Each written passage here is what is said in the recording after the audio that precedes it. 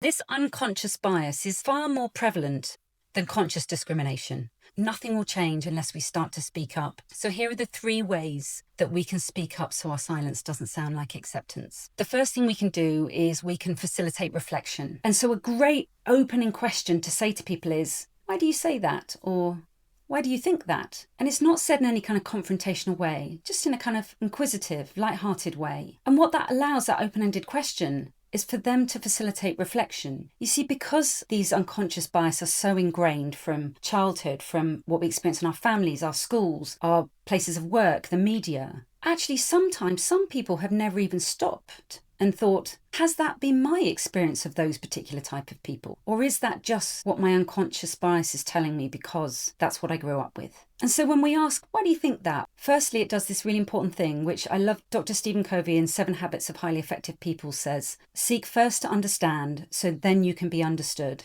We have to understand, why did they say that? Because if we launch into a you shouldn't say that type speech, we're not going to be able to challenge them effectively. We're not going to be able to give them that opportunity for reflection. But what this also does is it starts a conversation that then can go somewhere more positive. The second way we can challenge it is we can re-educate people. What I regularly see is that people do not mean to cause offence. And a quiet word simply explaining that, that's not the accepted norm anymore, that can be really helpful because they don't know they're doing it. As I said, it's unconscious. What we're not doing is adding our emotion about how we feel about that. We're actually just stating a fact. And so this can work really well to pull someone aside and say, when you said that in that meeting, I just thought it'd be helpful for you to know that actually it's not accepted to say that. The third and final way is that we can confront the person.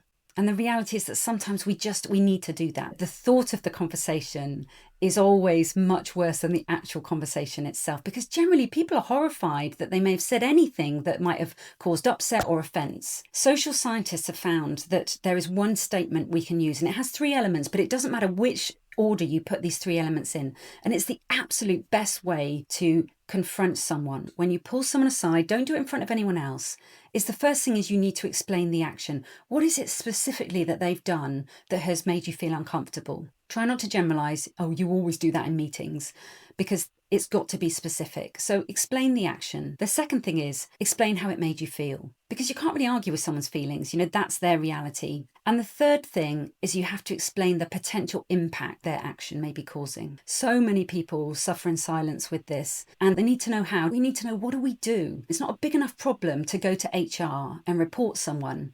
But we know that we can't just stand by and let it happen over and over again. These strategies, they have really helped me speak up more regularly.